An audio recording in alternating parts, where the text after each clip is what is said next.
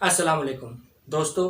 Cricket को gentleman sports कहा जाता है, यानी स्पोर्ट्समैन स्पिरिट और फेयर प्ले हमें क्रिकेट में देखने को मिलता है। आपने अक्सर टेलीविजन स्क्रीन पर देखा होगा, जैसे ही बैट्समैन आउट होता है, अगर उसको ये महसूस हो कि वो आउट है, वो अंपायर की तरफ देखे बिना वो पवेलियन की तरफ चलना शुरू कर देता है। दोस्तों, इस जेंटलमैन गेम में डिफरेंट नेशंस को लेकर इम्पार्शियलिटी आ जाए और पॉलिटिक्स इन्वॉल्व हो जाए, क्या स्पिरिट्स और स्पोर्ट्स और फेयर प्ले बाकी रह जाता है? आइए जानते हैं आज की इस video. International cricket council non profit governing cricket council है, जो कि पूरी दुनिया में क्रिकेट को कंट्रोल करने का एक इदारा है। आईसीसी के टोटल 208 मेंबर्स हैं, जबकि 196 इसके एसोसिएट मेंबर्स हैं। आईसीसी अपना मैक्सिमम रेवेन्यू अपने मेंबर्स के थ्रू जनरेट करता है। इसके अलावा डिफरेंट टूर्नामेंट जैसे world cup, T20 world cup, champions trophy वगैरह जैसे टूर्नामेंट करवा कर और अपने ब्रॉडकास्टिंग राइट सेल करके आईसीसी रेवेन्यू जनरेट करता है। दोस्तों, आईसीसी किस तरह से इम्पार्शियल है towards different cricket boards, example देके समझाता हूँ। फर्ज करें एक घर के अंदर 12 मेंबर हैं और एक उनका गार्डियन है। जो मेंबर नंबर 1 है उसकी सैलरी 1 लाख रुपए है, और जो 11 मेंबर्स हैं उनकी टोटल सैलरी 50,000 है। अब मेंबर नंबर 1 जिसकी सैलरी 1 लाख रुपए सबसे ज्यादा है, वो ये समझता है क्योंकि मेरी मेरी सैलरी सबसे ज्यादा है, लिहाजा मेरे पास अथॉरिटी हो, मेरे पास कंट्रोल हो, मेरे पास डिसीजन पावर हो उस पूरे घर के निज़ाम को कंट्रोल करने का। दोस्तों, आपके ख्याल में क्या ये जो मेंबर नंबर 1 जिसकी 1 लाख रुपए सैलरी है, उसका ये सोचना सही है या गलत? जो घर का गार्डियन है, ये उसकी रिस्पॉन्सिबिलिटी है कि वो किसी भी घर के मेंबर के अंदर जो है वो एहसास महरूमी ना पैदा होने दे, हर एक को इक्वली ट्रीट करे, रूल्स सबके लिए इक्वल हो, हर एक को इक्वली ट्रीट किया जाए, ताकि किसी भी मेंबर के अंदर जो है वो एहसास महरूमी पैदा ना हो। दोस्तों, इसी एग्जाम्पल को हम फिक्स करते हैं भारतीय क्रिकेट बोर्ड, जिसको हम BCCI, board for control of cricket in India कहते हैं, और आईसीसी के दरमियान। दोस्तों, आईसीसी के बोर्ड जिसको हम इम्पार्शियल है टूवर्ड्स बीसीसीआई, उसकी क्या रीजन है? बीसीसीआई आईसीसी का जो टोटल रेवेन्यू है उसका 80% से भी ज्यादा बीसीसीआई जनरेट करता है। इसी वजह से बीसीसीआई की अनऑफिशियल सुप्रीमेसी है आवर आईसीसीआई। इसी वजह से बीसीसीआई आईसीसीआई के ऊपर इन्फ्लुएंस करता है। अच्छा दोस्तों, ये बीसीसीआई जो है वो आईसीसी के ऊपर और इसी तरह से डिफरेंट टाइप के इन्फ्लुएंस जो है वो आईसीसी के ऊपर रखता है, और जो दूसरे क्रिकेट बोर्ड्स हैं वो इस चीज को फील भी करते हैं कि बीसीसीआई का आईसीसी के ऊपर इन्फ्लुएंस है। मिसाल देके समझाता हूँ। आईसीसी ने नेसेसरी रिकमेंडेड किया है कि डीआरएस रिव्यू सिस्टम जो है वो ईच एंड एवरी सीरीज जो किसी भी कंट्री के नेशन के दरमियान हो रही होगी उनके लिए इम्प्लीमेंट होगा। लेकिन बीसीसीआई ने आईसीसी के इस फैसले को फोर्सफुली नेगेट किया है। अपने स्टेटमेंट में बीसीसीआई ने ये दो कंट्री जो है ये उनके ऊपर छोड़ दिया जाए कि वो डीआरएस को जो है वो अप्लाई करना चाहते हैं अपनी सीरीज में या नहीं। दोस्तों, आपको याद होगा big three model. Big three model basically ये बीसीसीआई का ही प्रपोजल था, जिसमें BCCI, English cricket board, ECB और क्रिकेट ऑफ ऑस्ट्रेलिया सीए, इसके 3 मेजर कंट्रीब्यूटर्स थे।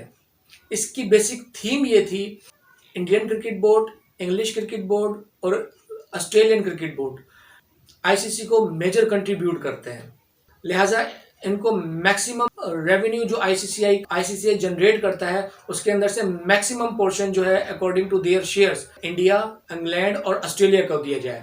इसके अलावा दोस्तों बिग थ्री मॉडल की दोस्तों एक मोनोपोली थी अवर अदर क्रिकेट बोर्ड्स, कि वो जहां चाहे जिसके साथ खेलना चाहे और जौन से ऑफिशियल क्रिकेट मैच में रखना चाहे वो रख सकते थे। बिग थ्री मॉडल दोस्तों ये था कि इंडिया चाहता था 571 मिलियन का शेयर चाहता था आईसीसी से, जबकि इंग्लैंड 173 मिलियन का रेवेन्यू चाहता था, ऑस्ट्रेलिया 131 का शेयर चाहता था। 3 क्रिकेट बोर्ड्स थे दोस्तों, इनकी मोनोपोली थी आईसीसी के जो मैक्सिमम रेवेन्यू है वो कैप्चर कर लिया जाए। 2017 में आईसीसी ने ये जो बिग थ्री मॉडल था इसको डिसमेंटल कर दिया, और आईसीसी ने अपना जो मॉडल था, शेयर मॉडल जो 8 ईयर पे बेस्ड होता है, वो शेयर मॉडल इम्प्लीमेंट किया। इंडिया का जो शेयर होगा वो 405 मिलियन का होगा, इंग्लैंड 139 मिलियन, ऑस्ट्रेलिया 128 मिलियन और बांग्लादेश, न्यूजीलैंड और पाकिस्तान भी 128 मिलियन और बाकी country according to their shares. बात कर लेते हैं इंडिया के इन्फ्लुएंस की आईसीसी पर, कि किस तरह का इन्फ्लुएंस है इंडिया का आईसीसी पर।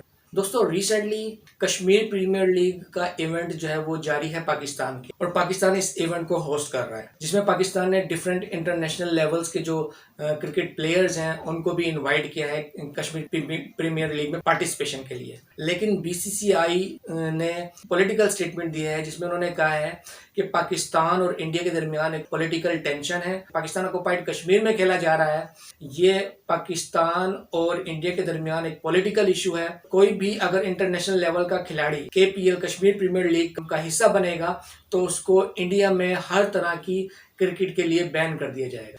अच्छा, इस पर आईसीसी खामोश है, आईसीसी का कोई स्टेटमेंट नहीं आया। अगर इसके अगेंस्ट कोई और क्रिकेट बोर्ड होता, पीसीबी होता, डब्ल्यूसीबी होता, बीसीबी होता, डेफिनेटली उसके ऊपर आईसीसी का स्टेटमेंट आना था, उसके ऊपर उस क्रिकेट बोर्ड के ऊपर सैंक्शन लग जानी थी, हैवी कॉस्ट होनी थी, और उसको जो है वो उस क्रिकेट बोर्ड को जो है वो बैन कर दिया था कुछ अरसे के लिए। दोस्तों पाकिस्तान और इंडिया के दरमियान MOU memorandum of understanding sign हुआ, जिसमें इंडिया ने पाकिस्तान के साथ 6 बायलैटरल सीरीज खेलने का एग्रीमेंट किया। इंडिया की तरफ से ये स्टेटमेंट आया, due to political conditions BCCI Pakistan के साथ ये जो एग्रीमेंट है ये कंटिन्यू नहीं कर सकता।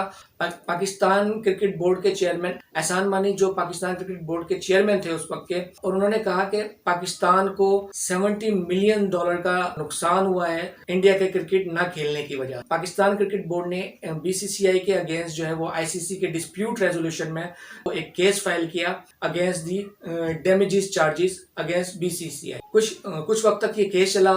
सम हेयरिंग्स के बाद ये केस जो है वो पाकिस्तान के अगेंस्ट डिसाइड हुआ और इंडिया की फेवर में डिसाइड हुआ। ना सिर्फ इंडिया की फेवर में डिसाइड हुआ बल्कि बीसीसीआई ने जो है वो लिटिगेशन चार्जेस पाकिस्तान के ऊपर जो है वो लगा दिए 1.6 मिलियन के।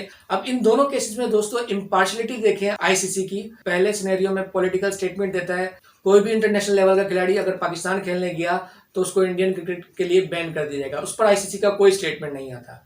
अब दूसरे सिनेरियो में पाकिस्तान जब अपने डैमेजेस चार्जेस का क्लेम करता है कि पाकिस्तान को नुकसान हुआ है एग्रीमेंट को डिसओबे करने की वजह से इंडिया के, पाकिस्तान के अगेंस्ट फैसला आता है और पाकिस्तान को डैमेजेस चार्जेस भी देने पड़ते। दोस्तों इसी पर एक हर्षल गिब्स ने एक ट्वीट किया था, completely unnecessary of the BCCI to bring their political agenda with Pakistan into the equation and trying to prevent me playing in the KPL, also threatening me saying they won't allow me entry into India for any cricket related work. Ludicrous. यह Herschelle Gibbs का statement है जिसमें उन्होंने BCCI का एक political statement बताया और ये कहा कि उन्होंने बीसीसीआई ने थ्रेट किया है कि अगर उन्होंने पाकिस्तान में कश्मीर प्रीमियर लीग का हिस्सा बने तो उनको इंडिया में खेले जाने वाली तमाम जितनी भी लीग्स हैं उनके लिए बैन कर दिया जाएगा। दोस्तों क्रिकेट को अगर पॉलिटिक्स से पाक रखना है, इम्पार्शियल रखना है और फेयर प्ले गेम बनाना है तो आईसीसी को उसके लिए डिसीजन लेने होंगे। बीसीसीआई को अपने डिसीजन से दूर रखना होगा, अपने आप को एक प्रोफेशनल ऑर्गेनाइजेशन के तौर पर प्रूव करना होगा, ना कि बीसीसीआई के एक एजेंट के तौर पर।